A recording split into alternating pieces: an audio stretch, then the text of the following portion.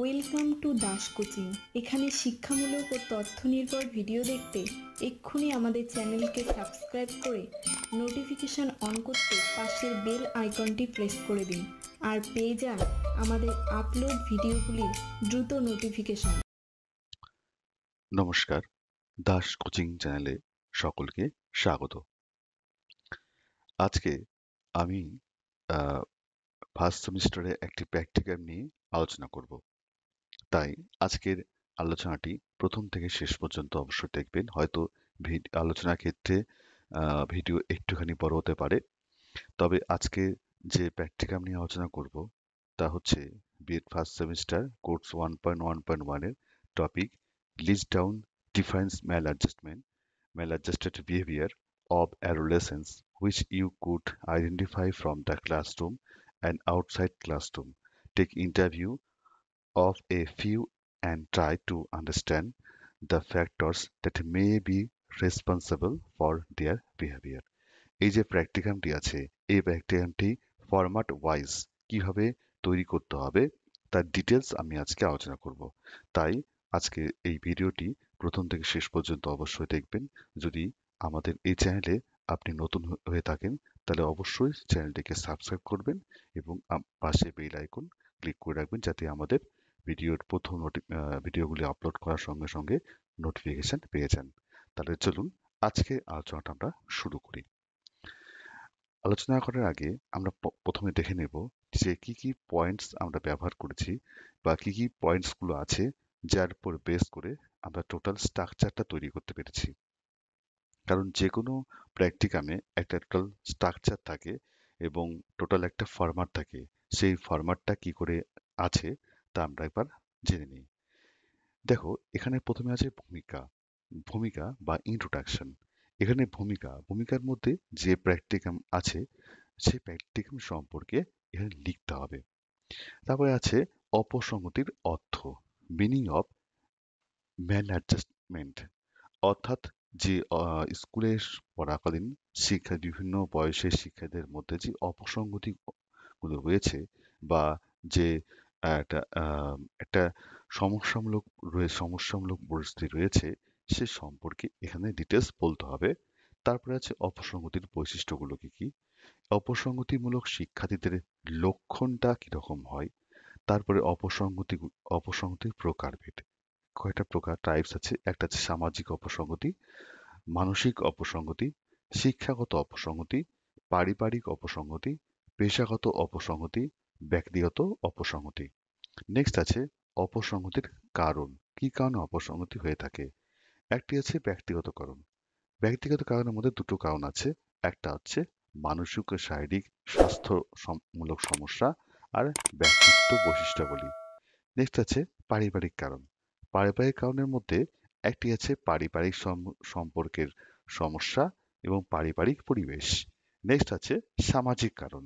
সামাজিক কারণের মধ্যে সামাজিক সম্পর্কের সমস্যা, সামাজিক মূল্যবোধ ও মানদণ্ড। নেক্সট আছে পরিবেশগত কারণ। একটি আছে, তার মধ্যে আছে শিক্ষার পরিবেশ এবং বাসস্থান বা জীবনযাত্রার পরিবেশ। এগুলো হচ্ছে টোটাল অপসংগতির যে কারণ, এই মূল চারটা কারণ এবং তার মধ্যে সাব পয়েন্ট আছে। এই চারটা কারণ এখানে ব্যাখ্যা করা আছে এই পয়েন্টের মধ্যে। নেক্সট আছে কাজের প্রক্রিয়া নির্বাচন, selection of step of the practicum. আমরা প্র্যাকটিকামটি এবার কিভাবে করব, কোন প্রক্রিয়া করব সেটা। তার প্রথমে আছে শিক্ষার্থী নির্বাচন। প্র্যাকটিকামটি করার জন্য একটা শ্রেণীর কিছু শিক্ষার্থী প্রয়োজন যাদের উপর আমি এই ম্যাল অ্যাডজাস্টমেন্ট প্র্যাকটিকামটি করতে পারি। অর্থাৎ যে বিদ্যালয়ে আমরা প্র্যাকটিকামটি করব সেখান থেকে কয়েকজন শিক্ষার্থী বা কয়েক শ্রেণীর একটি দল গ্রুপ ওয়াইজও করা যেতে পারে, সেই গ্রুপটা নির্বাচন করতে হবে। নেক্সট হচ্ছে কৌশল নির্বাচন। কি কৌশল অবলম্বন করে আমরা জানার চেষ্টা করব যে শিক্ষার্থীর মধ্যে ম্যাল অ্যাডজাস্টমেন্ট কিরকম আছে এবং সেগুলো কি কি সমস্যা তৈরি করছে এবং কিভাবে সেই সমস্যাগুলোকে রিকভারি করা যায়। নেক্সট হচ্ছে কাজটি সম্পাদনের স্থান নির্বাচন। কোথায় আমরা কাজটি কোথায় করব, স্থানটা, যেহেতু শিক্ষার্থী নির্বাচনের কথা বলা হয়েছে অবশ্যই একটি বিদ্যালয়ে করব। অতএব যে বিদ্যালয়ে আমরা ভিজিট করতে যাব সেই বিদ্যালয়ের নামটা এখানে হবে। ধরন নির্বাচন অর্থাৎ কিভাবে কাজটি করব। তারপরে প্রশ্নগুচ্ছ তৈরি, এখানে প্রশ্নগুচ্ছ তৈরি করতে হবে যে প্রশ্নগুচ্ছের উপর বেস করে আমরা কিছু ডেটা কালেকশন করব। নেক্সট হচ্ছে সাক্ষাৎকারের কৌশল নির্বাচন, কিভাবে সাক্ষাৎকার করব তার কৌশলটা এখানে নির্বাচন করতে হবে। তারপরে মেন পয়েন্ট তথ্য সংগ্রহ, ডেটা কালেকশন করতে হবে। তথ্য সংগ্রহের মধ্যে একটা হচ্ছে বিদ্যালয় সম্পর্কিত তথ্য, সাধারণ তথ্য। বিদ্যালয় সম্পর্কিত তথ্য অর্থাৎ স্কুল ইনফরমেশন, স্কুলটা কোথায়, স্কুলের নাম কি, স্কুলের ঠিকানা, স্কুল স্কুল সম্পর্কে এক কথায়। সাধারণ তথ্য, জেনারেল ইনফরমেশন, এখানে তিনটা ধাপ আছে। প্রথম ধাপ, দ্বিতীয় ধাপ, তৃতীয় ধাপ। তিনটা ধাপে আমরা ডেটা কালেকশন করব। তারপরে সিদ্ধান্ত গ্রহণ, ডেটা কালেকশন হওয়ার পর সিদ্ধান্তে পৌঁছাবো যে কি কি সমস্যা হয়েছিল বা কি কি সমস্যা আছে তার সমাধানগুলো কি, অর্থাৎ সমাধান সেকশনটা এখানে, সমাধানগুলো এখানে করার চেষ্টা করব। তারপর হচ্ছে উপসংহার, লাস্টে নিজস্ব মন্তব্য যে আমি প্র্যাকটিকামটি করে কি কি কি কি কি শিখলাম বা এটা কিভাবে করা যেতে পারে, আরো কি কি পদ্ধতি এখানে ব্যবহার করা যেতে পারে। ঠিক আছে, তারপরে হচ্ছে 10 নম্বর ব্যবহৃত গ্রন্থাবলী, অর্থাৎ প্র্যাকটিকামটি করতে গিয়ে বা ব্যবহৃত তথ্যাবলী লিখলেও হবে। ঠিক আছে, অর্থাৎ এই প্র্যাকটিকামটি করতে গেলে আমি কোন কোন বই ব্যবহার করেছি, কোথায় কোথায় গিয়েছি, কোথা থেকে তথ্য সংগ্রহ করেছি, এই সমস্ত কিছু এই এই পয়েন্ট থাকবে। টোটাল মেইন পয়েন্ট 10টা, তার মধ্যে কিছু সাব পয়েন্ট আছে। এই এই ফরম্যাটে আমরা প্র্যাকটিকামটি তৈরি করব। তাহলে চলো প্র্যাকটিকামটি আমরা দেখে নিই কি করে প্র্যাকটিকামটি তৈরি করব। যদি কোনো প্র্যাকটিকাম সম্পর্কে যদি কোনো কোশ্চেন থেকে থাকে অবশ্যই কমেন্ট সেকশনে কমেন্ট করবে। নেক্সট দেখো, এটা হচ্ছে ভূমিকা, ইন্ট্রোডাকশন। ভূমিকার মধ্যে কি, মানুষের জীবন এক অন্যতম গুরুত্বপূর্ণ সময়কাল ও কৈশোরকাল। এই সময় ছেলেদের দেহ মনে নানা পরিবর্তন হয়। অর্থাৎ এখানে কৈশোরকাল সম্পর্কে একটা এখানে দেওয়া আছে যে সেখানে তাদের কৈশোরকালে যে ছেলে মেয়েদের কি কি বৈশিষ্ট্যগুলো লক্ষ্য করা যায়, কি কি সমস্যাগুলো দেখা যায়, এবং সে তাদের মধ্যে কি চাহিদা তৈরি হয়, এবং সেই চাহিদাগুলো তৈরি না হলে কি ধরনের অসামঞ্জস্যপূর্ণ আচরণ দেখতে পাওয়া যায়, এবং সেই অসামঞ্জস্য আচরণ সামাজিক ক্ষেত্রে শিক্ষাগত ক্ষেত্রে কি সমস্যা তৈরি করে সেটা এখানে লিখতে হবে। নেক্সট হচ্ছে অপসংহতির অর্থ। অপসংহতির অর্থটা কি, কাকে বলবো আমরা ম্যাল অ্যাডজাস্টমেন্ট, যে শিশুর রূপকে, একটি শিশুকে অপরিবস- অবিন্যস্ত অবিন্যস্ত রূপে গণ্য করা হয় যখন সে এমন পথে উন্নয়নশীল হয় যা তার নিজের উপর বা তার সহকর্মীর উপর খারাপ প্রভাব ফেলে। তো এই প্রসঙ্গে এইচ.ডব্লিউ. বার্নার অনেক বলেছেন যে adjustment or adjustment is dependent upon the extent to which fundamental needs of human beings are met or on the way it being met. ঠিক আছে, এইভাবে অপসংহতির অর্থ আমরা এখানে লিখব।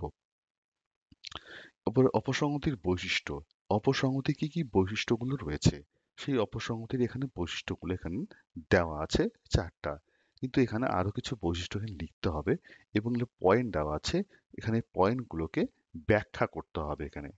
কারণ আপনারা সকলে জানেন যে প্র্যাকটিকামটি একটু ছোট হয় না, মোটামুটি প্র্যাকটিকামটি এই প্র্যাকটিকামটি করতে গেলে মিনিমাম 20 পেজের মতন কাছাকাছি আপনাকে করতে হবে, কারণ এখানে ডেটা কালেকশন আছে, অনেক কিছু আছে। আমরা আস্তে আস্তে দেখবো কি কি কি কি আছে। নেক্সট আছে অপসংগতিমূলক শিক্ষার্থীর লক্ষণ, কি কি লক্ষণ দেখা যায়। এখানে অপসংগতির দৈহিক লক্ষণ, আচরণগত বিচ্যুতি, পাক্ষবিক লক্ষণ, 3টা লক্ষণ দেওয়া আছে, কিন্তু এখানে আরো কিছু লক্ষণ এখানে দিতে হবে, মিনিমাম 10টা লক্ষণ। কারণ এই 10টা লক্ষণের উপর বেস করে আমরা ম্যাল অ্যাডজাস্টমেন্টের যে প্র্যাকটিকামটি হচ্ছে ডেটা কালেকশনটা সেটা করব। দৈহিক লক্ষণ, দৈহিক লক্ষণের মধ্যে আছে তোতলামি, হঠাৎ কথা বলা, কথা আটকে যাওয়া, মাথা দাঁড়ানো, নখ কামড়ানো, আঙ্গুল মটকানো, সর্বদা অস্থির মনোভাব ইত্যাদি। আর আচরণগত বিচ্যুতি হচ্ছে আক্রমণধর্মী, কারণে অকারণে মিথ্যা কথা বলা, কলহপ্রিয়তা, দুর্বল পারদর্শিতা, অতিরিক্ত কাজ করা ইত্যাদি। প্রাক্ষোভিক লক্ষণ অধিক ভয়, দুশ্চিন্তা, হীনমন্যতা, বদমেজাজ, স্থায়ী দুশ্চিন্তা, দ্বন্দ্ব, মানসিক চাপ ইত্যাদি।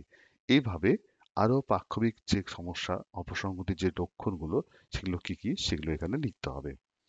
অপসংহতির প্রকারভেদ। যে অপসংহতির প্রকারভেদ, প্রথম প্রকারভেদ হচ্ছে সামাজিক অপসংহতি। সামাজিক অপসংহতি কি? যে সামাজিক অপসংহতি হলো সেই অবস্থা থেকে ব্যক্তি সমাজের পথে সঠিকভাবে খাপ খাওয়াতে পারে না। কিছু উদাহরণ হচ্ছে আচরণগত সমস্যা, যেমন আক্রমণাত্মক আচরণ বা অপরাধমূলক কার্যকলাপ। এরকম আরো কয়েকটা সমস্যা এখানে দিলে ভালো হয়। মানসিক অপসংহতি, ইমোশনাল ম্যালঅ্যাডজাস্টমেন্ট। মানসিক অপসংহতি হলো সেই অবস্থা যেখানে ব্যক্তি মানসিক স্থিতিশীলতা বজায় রাখতে অক্ষম। এর মধ্যে পড়ে অবসাদ, দীর্ঘমেয়াদী দুঃখ বা হতাশা।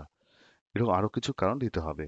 নেক্সট হচ্ছে শিক্ষাগত অপসংহতি, এডুকেশনাল ম্যাল অ্যাডজাস্টমেন্ট। কি এটা? শিক্ষাগত অপসংহতি হলো সেই অবস্থা যেখানে শিক্ষার্থী শিক্ষা প্রতিষ্ঠানে সঠিকভাবে মানিয়ে নিতে অক্ষম। যেমন শিক্ষাগত ব্যর্থতা বা স্কুলে পড়াশোনার খারাপ ফলাফল করা। পারিবারিক অপসংহতি, পারিবারিক অপসংহতির মধ্যে পারিবারিক অপসংহতি হলো সেই অবস্থা যেখানে ব্যক্তি পরিবারের সাথে সঠিকভাবে খাপ খাওয়াতে সক্ষম হন না। এর মধ্যে হচ্ছে পারিবারিক কলহ, পরিবারের সদস্যের সাথে বারবার বিবাদ। পেশাগত অপসংহতি, পেশাগত অপসংহতি হলো সেই অবস্থা যেখানে ব্যক্তি কর্মক্ষেত্রে ঠিকভাবে মানিয়ে নিতে পারে না, কর্মস্থলে অশান্তি। ব্যক্তিগত অপসংহতি, ব্যক্তিগত অপসংহতি হলো সেই অবস্থা যেখানে ব্যক্তি নিজেকে সন্তুষ্ট মনে হয় না, উদাহরণ নিরাপত্তাহীনতা। এভাবে এখানে একটা করে উদাহরণ হিসেবে দেওয়া আছে। এখানে আরো কিছু উদাহরণ দিলে ব্যক্তিকামটি দেখতে সুন্দর লাগবে। অপসংহতির কারণ এবার ভাগ হয়ে গেল। অপসংহতির কারণগুলো কি কি? একটি হচ্ছে ব্যক্তিগত কারণ। ব্যক্তিগত কারণের মধ্যে একটা হচ্ছে মানসিক বা শারীরিক স্বাস্থ্য সমস্যা, আর ব্যক্তিত্ব বৈশিষ্ট্যগত সমস্যা। দুটো কারণ এখানে লিখতে হবে। মানসিক ও শারীরিক স্বাস্থ্য সমস্যা এখানে কি? যে ব্যক্তির মানসিক এবং শারীরিক দিক থেকে যে সমস্যাগুলো হয়ে থাকে সেই সমস্যার কারণে অপসংহতিমূলক সে আচরণ করে। ঠিক আছে? এইভাবে একটুখানি এক লাইন করে ব্যাখ্যা করতে হবে এখানে। পারিবারিক কারণ, সামাজিক কারণ, তারপরে পরিবেশগত কারণ। এই চারটা কারণ, তার মধ্যে সাব পয়েন্ট গুলো আছে, সেগুলো এখানে লিখতে হবে। নেক্সট হচ্ছে কাজের প্রক্রিয়া নির্বাচন, step of selection of step of practicum. শিক্ষার্থী নির্বাচন, এখানে 13 থেকে 17 বছর বয়সে এক দল শিক্ষার্থীকে নির্বাচন করা হবে। এবং কোথায় নির্বাচন করা হবে? নির্বাচিত বিদ্যালয়ে। যে বিদ্যালয়ে আমরা প্র্যাকটিকাম করব বা যে বিদ্যালয়কে কেন্দ্র করে আমরা ভিজিট করব সেই বিদ্যালয়ের শিক্ষার্থী হতে হবে। যে কোনো ক্লাসে, ক্লাস 6, 7, 8, 9, 10, 11, 12 যে কোনো ক্লাসে হতে পারে। আম, মোটামুটি সিক্স থেকে শুরু করে ইলেভেন পর্যন্ত এটা হতে পারে। ঠিক আছে? কৌশল নির্বাচন, অসামঞ্জস্যপূর্ণ আচরণকারী শিক্ষার্থীদের নির্বাচনের জন্য পর্যবেক্ষণ পদ্ধতি ব্যবহার করা হয়েছে। এখানে পর্যবেক্ষণ পদ্ধতি ব্যবহার করা হয়েছে যে শিক্ষার্থীকে পর্যবেক্ষণ করে সেখান থেকে ডেটা কালেকশন করতে হবে। কাজটি সমাধানের স্থান হিসাবে এটি বিদ্যালয় পরিসরের মধ্যে করা হয়েছে। শ্রেণীকক্ষ বা শ্রেণীকক্ষের বাইরে পরিবেশ থেকে অসামঞ্জস্যপূর্ণ শিক্ষার্থীদের নির্বাচন করে হয়েছে এবং বিদ্যালয়ে একটি পৃথক কক্ষে শিক্ষার্থীদের উপর প্রশ্নগুচ্ছ ও সাক্ষাৎকার প্রয়োগ করা হয়েছে। ধরন নির্বাচন, কি ধরনের? এটা হচ্ছে প্রথমে অসংগঠিত এবং গুপ্ত পর্যবেক্ষণ কৌশল ব্যবহার করা হয়েছে। অসংগঠিত এবং গুপ্ত পর্যবেক্ষণ করা হচ্ছে গুপ্তভাবে, লুকিয়ে লুকিয়ে। এজন্য বলছি যে এমন কিছু শিক্ষার্থীকে নির্বাচন করতে হবে যে শিক্ষার্থী যে শিক্ষার্থীর যে শিক্ষার্থীকে আমরা বিভিন্ন দিক থেকে পর্যবেক্ষণ করতে পারবো। এবার দেখা যাচ্ছে শ্রেণীকক্ষে আমরা 7-8 জন শিক্ষার্থীকে নিলাম, তাহলে 7-8 জন শিক্ষার্থীকে ঠিক মতো করে তাদেরকে পর্যবেক্ষণ করাটা সমস্যা হতে পারে। এখানে বেছে নিতে হবে কয়েকজন শিক্ষার্থীকে বেছে নিয়ে আমাকে সেই শিক্ষার্থী সম্পর্কে ডেটা কালেকশন করতে হবে। প্রশ্নগুচ্ছ তৈরি, এখানে একটা প্রশ্নগুচ্ছ তৈরি করতে হবে, সেটা হ্যাঁ বা না থাকবে। হ্যাঁ, তারা যদি তাকে প্রশ্ন করতে হবে, বিভিন্ন ধরনের প্রশ্ন করতে হবে, সে যদি হ্যাঁ উত্তর দেয় হ্যাঁ বা নাতে সে উত্তর দেবে, তার উপর বেস করে আমাকে ডেটা কালেকশন করতে হবে। অতএব এখানে সাক্ষাৎকার যে পদ্ধতি বা পর্যবেক্ষণ পদ্ধতি, এই দুটো পদ্ধতি এখানে নেওয়া হয়েছে। এবং এবং সবথেকে এই পদ্ধতিটা হচ্ছে পদ্ধতি, গুপ্ত পর্যবেক্ষণ। আমরা লুকিয়ে লুকিয়ে কিছু কিছু পর্যবেক্ষণ করব, যে সে সহপাঠীদের সঙ্গে ঠিক মতো কথাবার্তা বলছে কিনা, সকলের সাথে মিশছে কিনা, কেমন করে কথাবার্তা বলছে, কথাবার্তার মধ্যে তাদের কিরকম কি, এইভাবে তাদের কিছু পর্যবেক্ষণ করতে হবে। নেক্সট হচ্ছে সাক্ষাৎকারে কৌশল নির্বাচন। সাক্ষাৎকার কিভাবে করব? এই অসামঞ্জস্যপূর্ণ আচরণের কারণ জানার জন্য মুক্ত সাক্ষাৎকার প্রয়োগ করা হয়েছে। মুক্ত সাক্ষাৎকার অর্থাৎ এখানে ওপেন ইন্টারভিউ যেটা বলছি, যে তার সঙ্গে সরাসরি কথা বলবো, সরাসরি প্রশ্ন করব, সরাসরি সে উত্তর দেবে। এই উত্তরের মধ্য দিয়ে এটা কালেকশন করব যে সে আসলে কেমন প্রকৃতির ছেলে বা কেমন প্রকৃতির মেয়ে। অর্থাৎ সাক্ষাৎকার গ্রহণকারী তার প্রয়োজনীয় অনুযায়ী প্রশ্ন জিজ্ঞাসা করছেন। ঠিক আছে, তার যে প্রয়োজন সে অনুযায়ী সে প্রশ্ন জিজ্ঞাসা করবেন এবং শিক্ষার্থী তার তার মতন করে সে উত্তর দেবে। এবার তথ্য সংগ্রহ করে দেখুন। এখানে স্কুল সম্পর্কিত তথ্য যে ফরম্যাটটা আছে সেই ফরম্যাটটা কি স্কুল ইনফরমেশন। এখানে বিদ্যালয়ের নাম, বিদ্যালয়ের ঠিকানা, কবে আমি বিদ্যালয়ে গিয়েছিলাম সেই ডেট লিখতে হবে। এখানে সিলেক্টেড ক্লাস, কোন ক্লাসকে আমি নিয়েছি সেই ক্লাস লিখতে হবে। সিলেক্টেড স্টুডেন্টস, যেসব স্টুডেন্টকে নিয়েছি তাদের নামগুলো লিখতে হবে। এখানে ডেট অফ ইন্টারভিউ, কবে আমি এই সাক্ষাৎকার নিয়েছি সেই ডেটটা এখানে লিখতে হবে। প্রথম টেবিল বা প্রথম যে ফরম্যাট সেই ফরম্যাটটা পূরণ হয়ে গেল। নেক্সট যে ফরম্যাট সেটা হচ্ছে সাধারণ বা জেনারেল ইনফরমেশন। এখানে আপনার কলেজের নাম, বিএড কলেজের নাম হবে এখানে, কলেজের অ্যাড্রেস, অবজার্ভার নেম মানে আপনার নাম, এবং ডেট অফ রিপোর্ট প্রিপেয়ার, কবে আপনি রিপোর্টটা প্রিপেয়ার করবেন বা তৈরি করবেন সেই ডেটটা এখানে লিখতে হবে। তথ্য সংগ্রহের তিনটি কৌশল: পর্যবেক্ষণ, প্রশ্নগুচ্ছ, সাক্ষাৎকার প্রয়োগ। তিনটি কৌশল: পর্যবেক্ষণ কৌশল, প্রশ্নগুচ্ছ এবং সাক্ষাৎকার প্রয়োগ করা হয়েছে এবং এটি তিনটি ধাপে গৃহীত হয়েছে। আচ্ছা, প্রথম ধাপে হচ্ছে পর্যবেক্ষণের মাধ্যমে তাকে আমরা প্রথম পর্যবেক্ষণ করব, তারপরে কিছু প্রশ্নগুচ্ছ প্রয়োগ করব, তারপর সাক্ষাৎকার নিব। পর্যবেক্ষণ যেমন একটা উদাহরণ হিসেবে এখানে দেওয়া আছে যে এখানে নির্বাচিত শিক্ষার্থী প্রথম নাম রোহিণী খাতুন, বয়স 14, শ্রেণী নবম, অবস্থান বিদ্যালয়, সময় বিদ্যালয় চলাকালীন সময়। যখন আমরা এই বিদ্যালয়ে যাব ভিজিট করতে, তখনই তো তাদের সাক্ষাৎকারগুলো নিতে হবে। এখানে তাদের আমরা মোটামুটি লক্ষ্য রেখেছি যে বন্ধুদের সঙ্গে মতের অমিল হলে তাকে মেজাজ হারাতে দেখা যায়। শিক্ষক ক্লাসে তাকে শাস্তি দিলে সে ক্রোধান্বিত হতে থাকে। তার কোনো চাহিদা পূরণ না হলে সে দ্রুত রেগে যায় ও খারাপ আচরণ করে। এভাবে মোটামুটি তার সম্পর্কে যে অসামঞ্জস্যমূলক যে আচরণগুলো দেখা যায় সেগুলো এখানে লিখতে হবে। এর একটা নাম উদাহরণ হিসেবে দেওয়া আছে। এখানে আপনি আপনার স্টুডেন্টদেরকে নাম নাম দিতে হবে এবং আপনার সেই স্টুডেন্টের ডিটেলসটা এখানে দিতে হবে। নেম হচ্ছে রোহিত ঘোষ, বয়স 13, শ্রেণী অষ্টম, অবস্থান বিদ্যালয়, সময় বিদ্যালয় চলাকালীন। কোনো কাজ করতে বললে সে করতে অরাজি হয়। সে বন্ধুদের কোনো অনুরোধ অনুরোধ শোনে না। বিদ্যালয়ের সমস্ত নিয়ম ভঙ্গ করে। বেশিরভাগ সময় না সূচক উত্তর দেয়। তারপর হচ্ছে তৃতীয়, যে তার নাম হচ্ছে অপূর্ব পাল, বয়স 12, শ্রেণী সপ্তম, অবস্থান বিদ্যালয়, সময় বিদ্যালয় চলাকালীন। প্রায় টিফিনের টাইমে বিদ্যালয় থেকে পালিয়ে যায়। জল খাওয়া বা টয়লেট নাম করে প্রতিদিনই একটি বা দুটি ক্লাস ফাঁকি দেয়। তাকে প্রায় বিভিন্ন সময় লুকিয়ে থাকতে দেখা যায়। এভাবে 4, 5, এই 5 জন শিক্ষার্থী দেওয়া আছে। এখানে যতজন শিক্ষার্থী আমরা এখানে নেব, ততজন শিক্ষার্থী সম্পর্কে এখানে পর্যবেক্ষণ করে যে তথ্য পাবো সেই তথ্যগুলো এখানে দিতে হবে। এখানে উদাহরণ হিসাবে, এখানে ডেমো হিসাবে এখানে 5 জন দেওয়া আছে। তো এখানে চাইলে 10 জন শিক্ষার্থীকে নিয়েও 10, 15, 20 যতজন শিক্ষার্থী হবে সে ততজন শিক্ষার্থীকে নিয়ে ঠিক একই রকম ফরম্যাটে আপনাকে প্র্যাকটিক্যামটি করতে হবে। নেক্সট যে দ্বিতীয় ধাপ, এখানে কি দ্বিতীয় ধাপ, অসামঞ্জস্যপূর্ণ তালিকা আচরণের তালিকা প্রস্তুত করার জন্য শিক্ষার্থী কোনো ধরনের অসামঞ্জস্যপূর্ণ আচরণ আছে বা তা জানার জন্য 50টি প্রশ্ন সম্বলিত একটি প্রশ্নগুচ্ছ প্রয়োগ করা হয়েছে। এভাবে 20 জন শিক্ষার্থীর উপর প্রশ্নগুচ্ছ প্রয়োগ করার পর কিছু অসামঞ্জস্যপূর্ণ আচরণ পাওয়া গেছে যা বিদ্যালয়ের পরিবেশ দেখা যায়। অসামঞ্জস্যপূর্ণ আচরণ তালিকা দেওয়া হলো। এখানে 50টি প্রশ্ন সম্বলিত 50টি হতে পারে। এখানে 50টি উদাহরণ হিসেবে বলা হয়েছে এখানে। আপনি চাইলে 20-40টি হতে পারে, 20টি হতে পারে, 25টি হতে পারে। প্রশ্ন থাকবে হ্যাঁ বা না করে, এবং সেটা 20 জন শিক্ষার্থী বলা হয়েছে। সেখানে আপনার যতজন শিক্ষার্থী আপনি নিয়ে প্র্যাকটিকামটি করবেন, ততজন শিক্ষার্থীর উপর আপনি প্রয়োগ করতে হবে, এবং সেই প্রয়োগকে যে উত্তরগুলো বা উত্তরগুলো এখানে আছে, মোটামুটি যে উত্তরগুলো পাওয়া যায় তার উপরে বেস করে তৃতীয় ধাপটা তৈরি করতে হবে। যেমন অসামঞ্জস্যপূর্ণ আচরণ হচ্ছে বদমেজাজ। কোন কোন শিক্ষার্থী? রোহিণী খাতুন, শারমিন খাতুন। বয়স 14 বছর, 12 বছর, নবম এবং সপ্তম শ্রেণী।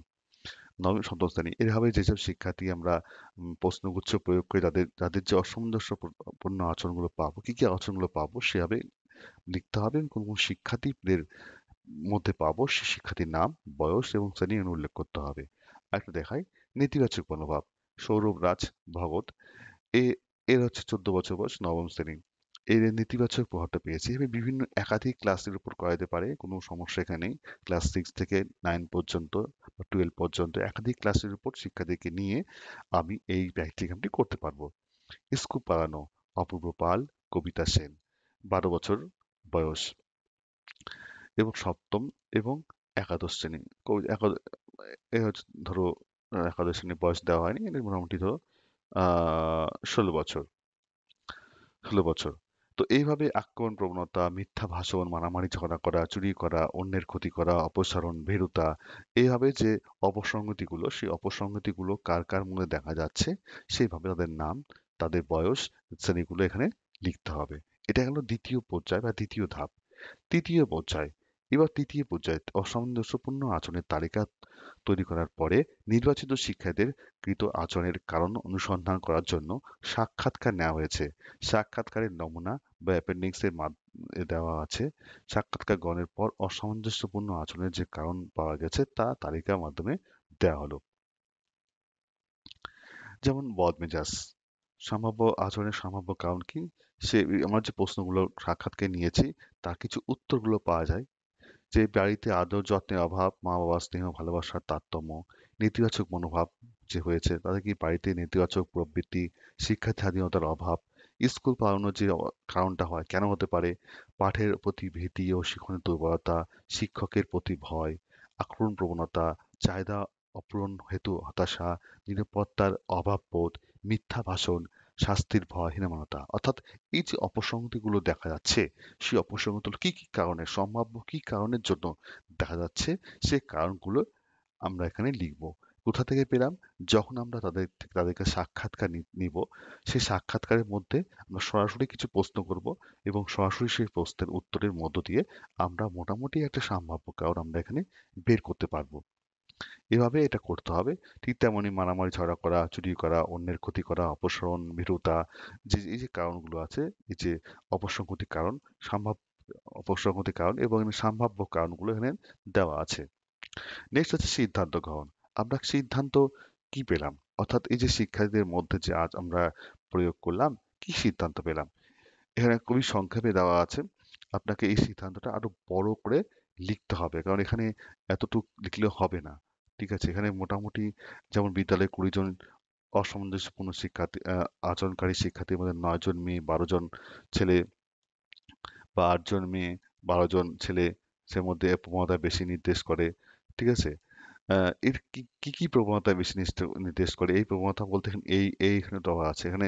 অতএব এখানে যখন আমি প্র্যাকটিক্যালটি করব, সেখানে মোট মোট দেখবো যে কতজন ছেলে আছে, কতজন মেয়ে আছে, তাদের মধ্যে বেশি কতজন ছেলে কোন সমস্যাটা ভুগছে, কতজন মেয়ে কোন আচরণমূলক সমস্যায় ভুগছে, সেগুলো এখানে এখানে আলাদা আলাদা করে লিখতে হবে, এখানে ডিটেলস লিখতে হবে। অতএব অতএব আমি যেটা বলতে চাইছি, যে প্র্যাকটিকামটি করার ক্ষেত্রে যে আমরা যে ফলাফলটা পেলাম, এই আমরা ফলাফলটাই এখানে লিখতে হবে। যে ফলাফলটা পেলাম সেই ফলাফল সম্পর্কে লিখতে হবে এখানে।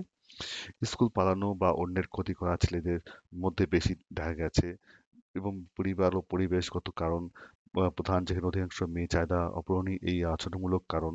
ঠিক আছে, এইভাবে মোটামুটি করে যে কারণ, যে সমস্যা, যে ফলাফলটা, সেই ফলাফলটা এখানে লিখতে হবে।